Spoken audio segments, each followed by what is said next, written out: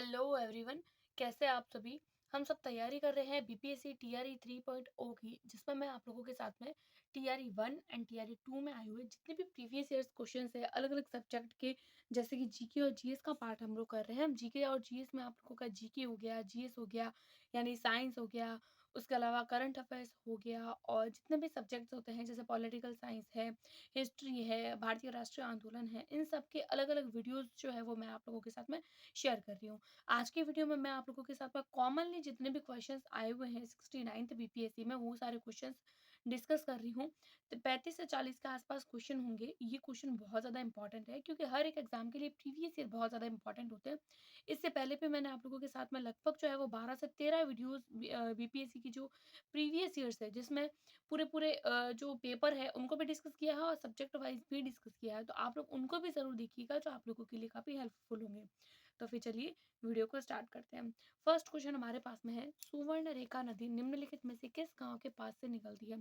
सुवर्ण रेखा नदी कौन से गांव के पास से निकलती है। गांवों के नाम दिए गए हैं, ओरमांझी, मंदार, हेहल और नगरी। यहाँ पर सुवर्ण रेखा नदी जो होती है वो नगरी गांव के नजदीक से निकलती है। तो 85 का हो जाएगा डी। अगला देखते हैं, गंडक नदी का दूसरा नाम क्या है। दूसरा नाम पूछा गया है गंडक नदी का। तो गंडक नदी जो होती है इसका दूसरा नाम होता है, पहला ऑप्शन है बूढ़ी गंडक, दूसरा है महानंदा, तीसरा है नारायणी और चौथा है पुनपुन। तो इसका आपका सही आंसर हो जाएगा नारायणी, कि गंडक नदी का जो दूसरा नाम है वो होता है नारायणी।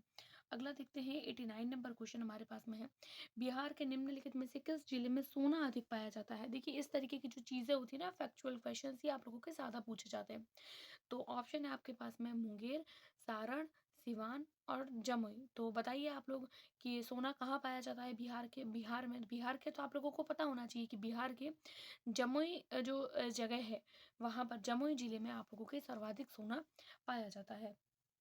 अगला देखेंगे 19 नंबर क्वेश्चन, त्रिवेणी नहर का निर्माण निम्नलिखित में से किस नदी पर किया गया है। त्रिवेणी नहर की बात हो रही है। त्रिवेणी नहर कौन सी नदी पर है। पहला है कोसी नदी, दूसरा है सोन नदी, तीसरा है गंडक नदी और चौथा है मयूराक्षी।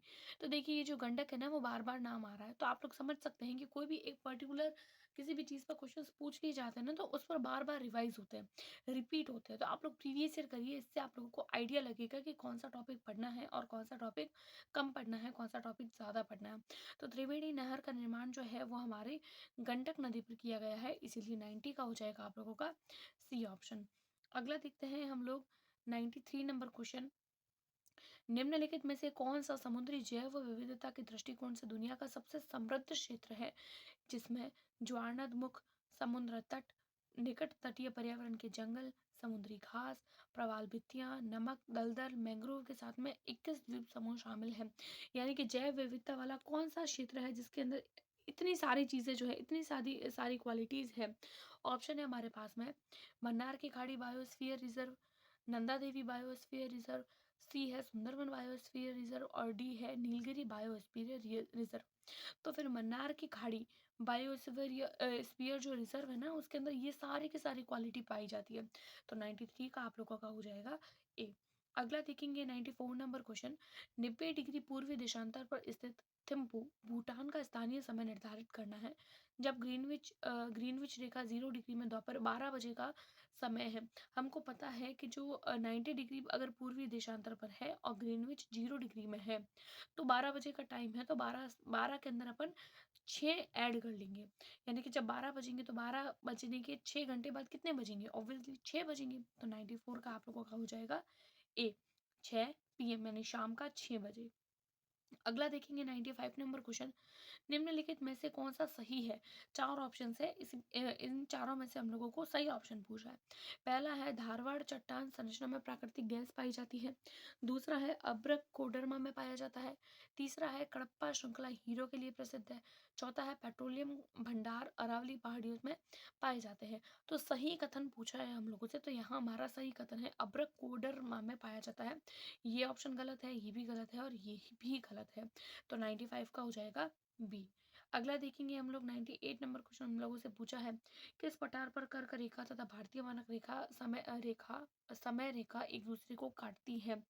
यानी कि कौन सा ऐसा पठार है, पठार का नाम पूछा है। बुंदेलखंड पठार, दूसरा है बघेलखंड पठार, तीसरा है मालवा का पठार, चौथा है उपरोक्त में से कोई नहीं। तो देखिए आप लोग देख सकते होंगे कि ऑप्शंस जो है वो कितने नजदीक नजदीक के दे रहे हैं, पास पास ऑप्शन, ताकि अगर कोई कैंडिडेट प्रेशर में हो तो वो बुंदेलखंड की जगह बघेलखंड कर ले और डायरेक्ट ए आंसर सही कर ले, बल्कि इसका तो सही आंसर बघेलखंड होगा। 98 का हो जाएगा बी, कि कौन सा पठार है वो, तो बघेलखंड पठार है जिसके ऊपर कर्क और भारतीय मानक समय रेखा एक दूसरे को काटती है। अगला देखेंगे 9 नंबर क्वेश्चन हमारे पास में है, उत्तराखंड का कौन सा जिला जो तिब्बत सीमा से नहीं लगा हुआ है। देखिए ये जो नहीं होता है ना, इस नहीं वर्ड को देखते ही आप लोग सबसे पहले तो इसके ऊपर स्टार लगा दो, क्योंकि नहीं वाले क्वेश्चंस मैक्सिमम टाइम गलत होने के चांसेस रहते हैं, क्योंकि हम जल्दबाजी में, एग्जाम का प्रेशर होता है, जल्दबाजी में ये नहीं पढ़ते हैं और उत्तराखंड का कौन सा जिला तिब्बत सीमा से इतनी तक पढ़ते हैं और डायरेक्ट आंसर कर लेते हैं, नहीं, आगे वाला ऑप्शन भी नहीं पढ़ते, लेकिन हम लोगों से नहीं पूछा है।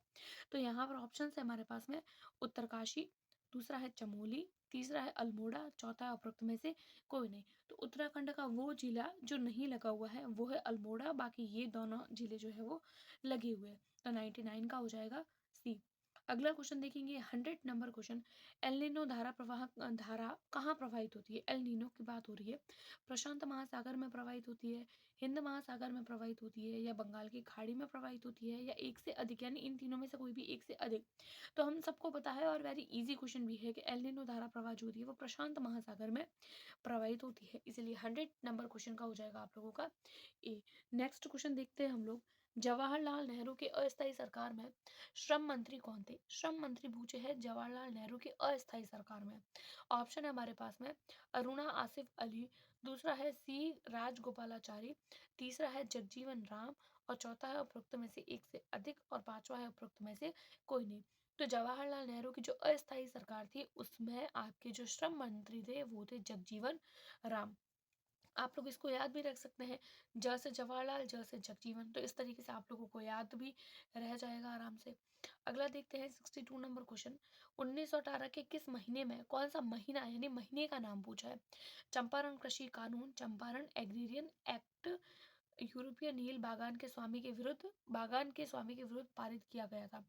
ऑप्शन है हमारे पास में फरवरी में, दूसरा है मई में, तीसरा है नवंबर में, चौथा है उपरोक्त में से एक से अधिक, और पांचवा है उपरोक्त में से कोई नहीं।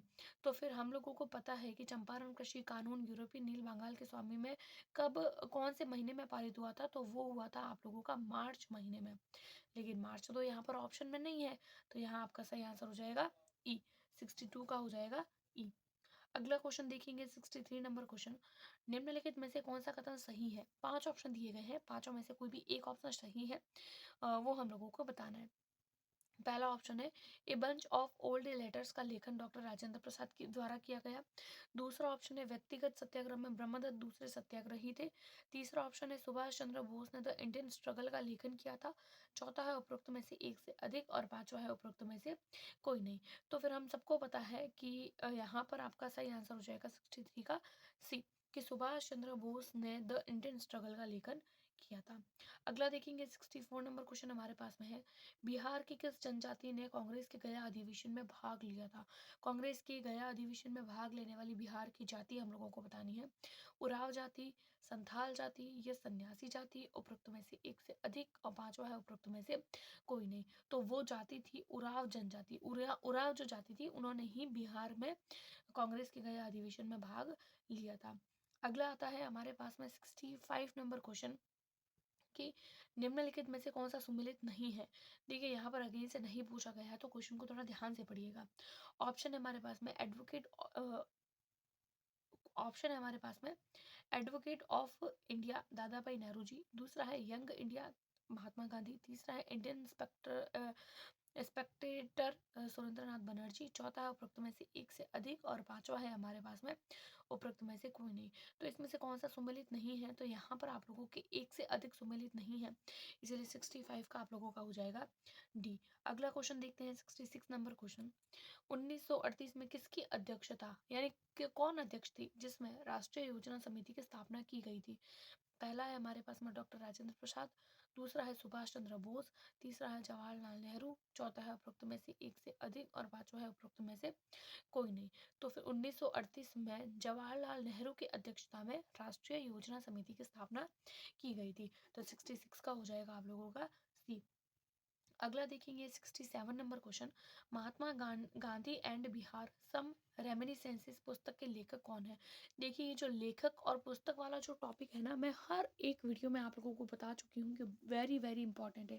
एक तो टॉपिक है books and author, and second topic है आप लोगों का जो भी इंपॉर्टेंट डेट्स है वो, और थर्ड है आप लोगों के जितने भी नारे हैं वो फैक्चुअल क्वेश्चन होते हैं और जल्दी से याद भी हो जाते हैं, क्योंकि ट्रिक के साथ में जब हम याद करते हैं तो हम लोगों को ज़्यादा दिक्कत नहीं रहती है। तो ये तीन चीज़ें आप लोगों को वेरी वेरी इंपॉर्टेंट है और अच्छे से पढ़नी है। हर एक पेपर में, चाहे टीआरई 1 का कोई भी शिफ्ट हो, टीआरई 2 का भी कोई भी शिफ्ट हो, हर एक शिफ्ट में बुक से लेकर और कोई ना कोई डे से लेकर आप लोगों को क्वेश्चंस पूछे गए हैं। तो यहाँ पर हम लोगों से पूछा है कि इस पुस्तक के लेखक कौन थे। ऑप्शन है हमारे पास में सैयद अली, अली जहीर, दूसरा है डॉक्टर राजेंद्र प्रसाद, तीसरा है जीवत राम भगवान दास कृपलानी, चौथा है उपरोक्त में से एक से अधिक और पांचवा है उपरोक्त में से कोई नहीं। तो महात्मा Gandhi and Bihar some reminiscences पुस्तक के लेखक जो है वो डॉक्टर राजेंद्र प्रसाद है, राजेंद्र प्रसाद थे। तो 67 का हो जाएगा बी। अगला देखेंगे 68 नंबर क्वेश्चन, किस आंदोलन के प्रभाव में आकर बिहार के लोगों ने चौकीदारी कर देने से मना कर दिया था। पहला है असहयोग आंदोलन, दूसरा है सविनय अवज्ञा आंदोलन, तीसरा है भारत छोड़ो आंदोलन, चौथा है उपरोक्त में से एक से अधिक और पांचवा है उपरोक्त में से कोई नहीं। तो कौन सा ऐसा आंदोलन है, तो वो आंदोलन है सविनय अवज्ञा आंदोलन। यानी कि सविनय अवज्ञा आंदोलन के प्रभाव में आकर ही बिहार के लोगों ने चौकीदारी कर देने से मना कर दिया था। तो यहाँ पर 68 का हो जाएगा आप लोगों का बी ऑप्शन। अगला देखेंगे हम लोग 69 नंबर क्वेश्चन, वह महिला स्वतंत्रता सेनानी कौन थी जो स्वतंत्रता आंदोलन की वयोवृद्ध महिला के रूप में विख्यात थी। यानी कि महिला स्वतंत्रता सेनानी जो सबसे बुजुर्ग थी, सबसे बुजुर्ग महिला कौन सी थी। ऑप्शन हमारे पास में अरुणा आसिफ अली, दूसरा आता है गुलाब कौर, चौथा है विष्णु देवी शाह, तीसरा है विष्णु देवी शाह, चौथा है उपरोक्त में से एक से अधिक और पांचवा है उपरोक्त में से कोई नहीं। तो वह महिला स्वतंत्रता सेनानी जो थी वो थी हमारे अरुणा आसफ अली। तो 69 का हो जाएगा ए। अगला देखेंगे 70 नंबर क्वेश्चन हमारे पास में है, किस स्थान पर बीजी यानी बाल गंगाधर तिलक ने होम रूल लीग की स्थापना 1916 में की थी। वेरी वेरी इंपॉर्टेंट है, वेरी वेरी इजी क्वेश्चन, बार बार पूछा जाता है हर एक एग्जाम में। बीपीएससी का कोई भी एग्जाम होता है ना, तो उसमें ये आप लोगों को पूछा जाएगा ही जाएगा। ये आप लोग समझिए, जिसमें भी भारतीय राष्ट्रीय आंदोलन में इस तरीके के टॉपिक्स आते हैं ना, उनमें ये क्वेश्चन फिक्स है, हर बार आता है। ऑप्शन है हमारे पास में पूना, दूसरा है मुंबई, तीसरा है नागपुर, चौथा उपरोक्त में से एक से अधिक और पांचवा है उपरोक्त में से कोई नहीं। तो वो स्थान था पूना जिसमें बीजी यानी बाल गंगाधर तिलक ने होम रूल लीग की स्थापना की थी। तो 17 का हो जाए, 70 क्वेश्चन का आंसर हो जाएगा ए। अगला देखेंगे 71 नंबर क्वेश्चन, हुकार हिंदी साप्ताहिक पत्रिका के प्रकाशन से कौन संबंधित थे। हुकार साप्ताहिक पत्रिका की बात हो रही है। पहला है यमुना कारजी, दूसरा है राहुल सांकृत्याय जी, तीसरा है सहजानंद सरस्वती, चौथा उपरोक्त में से एक से अधिक और पांचवा उपरोक्त में से कोई नहीं। तो यहाँ पर हुकार हिंदी साहित्य पुस्तक पत्रिका के जो प्रकाशन से वो ये तीनों के तीनों संबंधित थे। तो यहाँ पर आप लोगों का 71 का हो जाएगा डी। अगला देखेंगे 72 नंबर क्वेश्चन हम लोगों से पूछा है कि किस अंग्रेज सैन्य अधिकारी जनरल ने झांसी की रानी को यह कहते हुए श्रद्धांजलि दी थी कि यहाँ वो औरत सोई हुई है जो विद्रोह में एकमात्र मर्द थी। तो ऑप्शन है हमारे पास में ह्यूज रोज, दूसरा है कैंपबेल, तीसरा है हडसन, चौथा है उपरोक्त में से एक से अधिक। तो वो कौन थे जिन्होंने ऐसा कहा था कि यहाँ एक औरत सोई हुई है जो विद्रोहियों में एकमात्र मर्द है। तो वो थे आपके ह्यूज रोज ने ही ये कहा था। तो अब आप इसको याद कैसे रखेंगे, तो याद भी आप लोग रख सकते हैं कि झांसी की रानी को क्या पसंद है, रोज पसंद है। झांसी की रानी को क्या पसंद है, रोज। तो इस तरीके से आप लोगों को ये याद भी हो गया। अब देखते हैं 46 नंबर क्वेश्चन जो आप लोगों की साइंस का है और एनसीईआरटी की 10th क्लास की बुक से लिए गए ज्यादातर क्वेश्चन है साइंस के। तो 46 नंबर क्वेश्चन हमारे पास में है, रासायनिक गुणों को अपवर्तित कर रखते हुए एक परमाणु के नाभिक में जोड़े जाने वाले कण कौन से हैं। पहला आता है न्यूट्रॉन, दूसरा आता है इलेक्ट्रॉन, तीसरा आता है प्रोटॉन, चौथा आता है उपरोक्त में से एक से अधिक और पांचवा आता है उपरोक्त में से कोई नहीं। तो देखिए इसका जो आंसर है वो आप लोगों का बताने से पहले मैं इसका थोड़ा कंसेप्ट क्लियर कर लेती हूँ कि देखिए हम लोगों से क्वेश्चन क्या पूछा गया है कि परमाणु के नाभिक में जोड़े जाने वाले कण। तो हम लोग डायरेक्ट इतना ही देखते हैं, क्वेश्चन को अच्छे से पढ़ते भी नहीं है, तो हम डायरेक्ट आंसर लगा लेते हैं उपरोक्त में से एक से अधिक के परमाणु के नाभिक में न्यूट्रॉन भी होता है और प्रोटॉन भी होता है। लेकिन हम लोगों से पूछा क्या है, अपरिवर्तित रखते हुए, यानी कि वो चीज़ जो चेंज नहीं होती है, बल्कि प्रोटॉन तो चेंज होते हैं ना।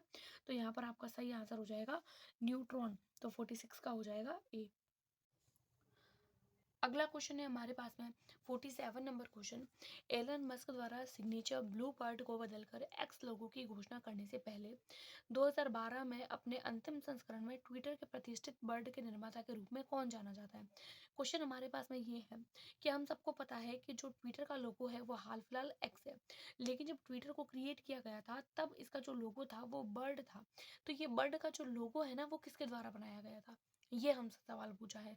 तो ऑप्शन है हमारे पास में जैक डोर्सी द्वारा, दूसरा है मार्टिन ग्रासर द्वारा, तीसरा है नोहा ग्लास द्वारा, चौथा है उपरोक्त में से एक से अधिक और पांचवा है उपरोक्त में से कोई नहीं। तो यहाँ पर जो आप लोगों के बर्ड के निर्माता थे वो थे मार्टिन ग्रासर। तो 47 का हो जाएगा बी।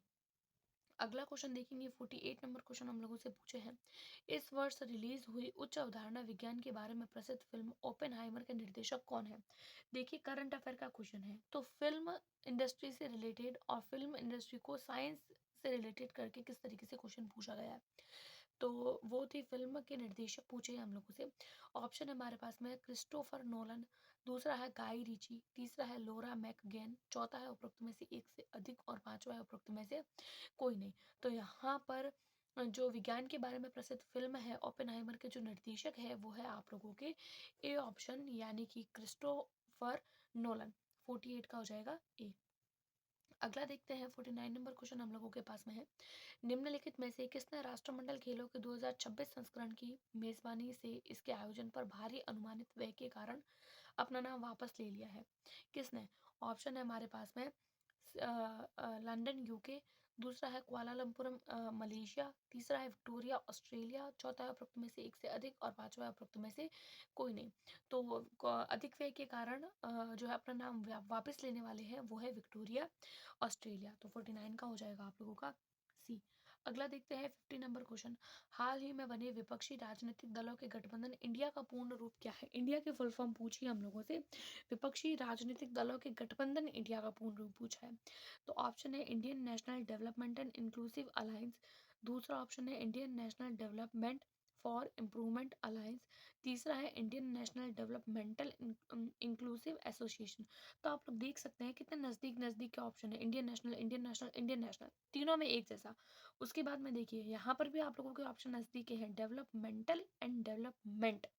तो ये जो चीज़ है ना, ये चीज़ आप लोगों के गलत करवाती है कई बार, क्योंकि देखिए ल इतना छोटा होता है कि हम लोग देख भी नहीं पाते, हम लोग दोनों को डेवलपमेंटल या दोनों को ही डेवलपमेंट देख लेते हैं। इस वजह से भी कई बार जल्दबाजी करने से भी हमारा आंसर गलत हो सकता है, आते हुए भी गलत हो सकता है, इसलिए ऑप्शंस को ज़रूर ध्यान से पढ़ें। यहाँ आपका सही आंसर हो जाएगा इंडिया की full form Indian national developmental inclusive alliance. तो 50 का हो जाएगा आप लोगों का ए ऑप्शन। अगला देखेंगे हम लोग 51 नंबर क्वेश्चन हमारे पास में है। अगस्त 2023 में जब चंद्रयान 2 चंद्र ऑर्बिटर ने चंद्रयान 3 के लैंडर मॉड्यूल से संपर्क स्थापित किया था, तो उसने क्या संदेश भेजा था। संदेश पूछा है हम लोगों से वेलकम होम, दूसरा है चलो चांद के पार, तीसरा है वेलकम बडी, चौथा है उपरोक्त में से एक से अधिक और पांचवा है उपरोक्त में से कोई नहीं। तो फिर यहाँ पर संदेश भेजा गया था वेलकम बडी। तो 51 का हो जाएगा आप लोगों का सी। अगला देखते हैं 52 नंबर क्वेश्चन हमारे पास में है। 1999 में लोकतंत्र समर्थक आंदोलन को कुचलने वाले चीन के पूर्व राष्ट्रपति का नाम बताना है। तो पहला ऑप्शन है माओ सेतुंग, दूसरा है यांग शांगकुन, तीसरा है जियांग जेमिन, चौथा है उपरोक्त में से एक से अधिक या पांचवा है उपरोक्त में से कोई नहीं। तो फिर इस क्वेश्चन का आंसर 52 का आप लोगों का हो जाएगा सी जियांग जेमिन। 52 का सी। अगला देखते हैं 54 नंबर क्वेश्चन हमारे पास में है कि भारत में आयोजित G20 शिखर सम्मेलन में अफ्रीकी संघ को अस्थायी सदस्य बनाया गया है। तो अफ्रीकी संघ के सदस्य पूछे हैं। पहला ऑप्शन है अजाली असोमनी, दूसरा ऑप्शन है जस्टिन ट्रूडो, तीसरा ऑप्शन है उर्सुला वॉन डेर लेन, चौथा है उपरोक्त में से एक से अधिक और पांचवा है उपरोक्त में से कोई नहीं। तो भारत में आयोजित G20 शिखर सम्मेलन में अफ्रीकी संघ को स्थायी सदस्य बनाया गया और अफ्रीकी संघ के जो सदस्य रहे हैं वो रहे हैं आपके अजाली असौमनी। 54 का हो जाएगा ए। अगला देखेंगे 55 नंबर क्वेश्चन, मैच वाले क्वेश्चन जो आप लोगों के ज़्यादा टाइम पूछे जाते हैं और यही क्वेश्चन होते हैं जो आप लोगों का रियल टेस्ट लेते हैं। यानी बाकी सारे क्वेश्चन फैक्चुअल होते हैं, हम लोग जो है वो थोड़ी बहुत प्रैक्टिस करते हैं तो सॉल्व हो जाते हैं, बट मेन जो हम लोगों को दिक्कत रहती है क्वेश्चन को सॉल्व करने में, टाइम देने में, और जो है वो अगर एक चीज़ भी इसमें याद हो तो भी हम इसको सॉल्व कर सकते हैं, एक तरीके से ईजी भी है, लेकिन फिर भी हम लोग एक बार इनको क्वेश्चन को देखते हैं। क्वेश्चन है हमारे पास में 55 नंबर क्वेश्चन कि भौगोलिक क्षेत्र के अनुसार भारत की भौतिक यानी फिजियोग्राफिक इकाइयों का आरोही क्रम, आरोही का मतलब होता है नीचे से ऊपर की ओर, नीचे से ऊपर की ओर है तो देखिए सबसे नीचे की तरफ आप लोगों का होता है तटीय मैदान, तट होता है सबसे नीचे की तरफ, तो ये हो जाएगा आप लोगों का फर्स्ट नंबर पर। उसके बाद में आता है हमारा केंद्रीय उच्च भाग, फिर आता है आप लोगों का महान, तो ये आ जाएगा दूसरे नंबर पर। फिर ये आ जाएगा तीसरे नंबर पर उत्तरी भाग, देखिए नीचे से ऊपर की ओर जाना है ना, ऊपर की तरफ तो उत्तरी भाग होता है, तो उत्तरी पर्वत हो जाएगा आप लोगों का 4 नंबर पर। तो आप लोग देख लीजिए फर्स्ट नंबर पर 3, फिर आप लोगों का फर्स्ट, फिर आप लोगों का सेकंड, और फिर आप लोगों का 4। तो यहाँ पर आप लोगों का सही आंसर हो जाएगा। देखिए मैंने यहाँ पर थोड़ी गड़बड़ कर ली है, आप लोगों का फर्स्ट नंबर पे होगा थर्ड, फिर आएगा केंद्रीय उच्च भाग, फिर आएगा महान मैदान, फिर आएगा उत्तरी पर्वत। तो यहाँ पर आप लोगों का सही आंसर हो जाएगा 55 का ए ऑप्शन। अगला देखते हैं अगेन से इसी तरीके का क्वेश्चन, निम्नलिखित श्रेणियों को उत्तर से दक्षिण के क्रम में, उत्तर से यानी ऊपर से नीचे की तरफ, नीचे लास्ट वाला जो क्वेश्चन था वो नीचे से ऊपर की तरफ था, अब था ऊपर से नीचे की तरफ। तो यहाँ हमारा जो सबसे पहला ऊपर की तरफ होता है, यानी ऊपर यानी उत्तर की ओर, तो होता है कराकोरम, सेकंड ऑप्शन यानी कि जो फर्स्ट नंबर पर आएगा।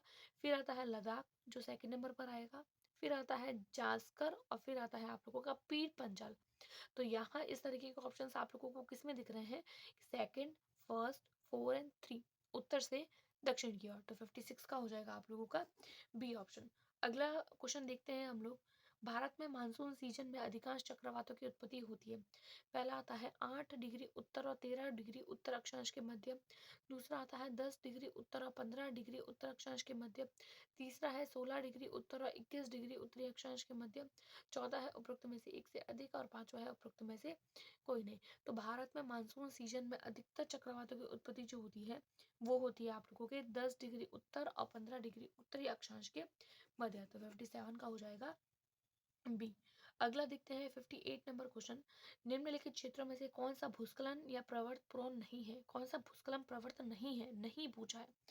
तो आपके पश्चिमी घाट, दूसरा है पूर्वी घाट, तीसरा है हिमालयी क्षेत्र, चौथा है उपरोक्त में से एक से अधिक और पांचवा उपरोक्त में से कोई नहीं। तो भूस्खलन या प्रोन नहीं है, तो नहीं है आप लोगों के पूर्वी घाट, पश्चिमी और हिमालयी घाट तो है।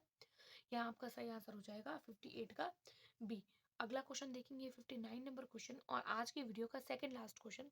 क्वेश्चन है हमारे पास में, निम्नलिखित में से भारत का कौन सा तट उग्र उष्णकटिबंधीय चक्रवातों में सबसे अधिक प्रभावित होता है। पहला आता है मालाबार, दूसरा आता है कोरोमंडल, तीसरा आता है कोंकण, चौथा आता है उपरोक्त में से एक से अधिक और पांचवा आता है उपरोक्त में से कोई नहीं। तो उग्र उष्णकटिबंधीय चक्रवातों में सबसे अधिक प्रभावित है, तो सबसे अधिक प्रभावित होने वाला है कोरोमंडल। 59 का हो जाएगा बी।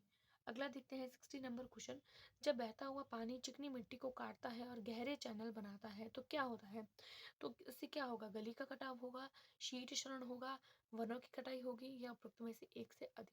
तो जब बहता हुआ पानी चिकनी मिट्टी को काटता है तो गहरे चैनल बनाता है तो होता है आप लोगों का गली का कटाव, गलियां कट जाती है जब बहुत तेजी से पानी आता है। तो इस तरीके से आप लोगों के कुछ क्वेश्चंस जो मैंने डिस्कस किए प्रीवियस ईयर क्वेश्चन थे। आई होप आप लोगों को अपनी तैयारी कैसी है उसके बारे में पता चल रहा होगा। आप लोगों के इस टेस्ट में देने के बाद में कितने मार्क्स बन रहे हैं वो मुझे कमेंट ज़रूर करें। वीडियो पसंद आई है तो दोस्तों के साथ में शेयर करें, लाइक करें, और चैनल को अभी तक सब्सक्राइब नहीं किया है तो चैनल को सब्सक्राइब ज़रूर करें। Thanks for watching.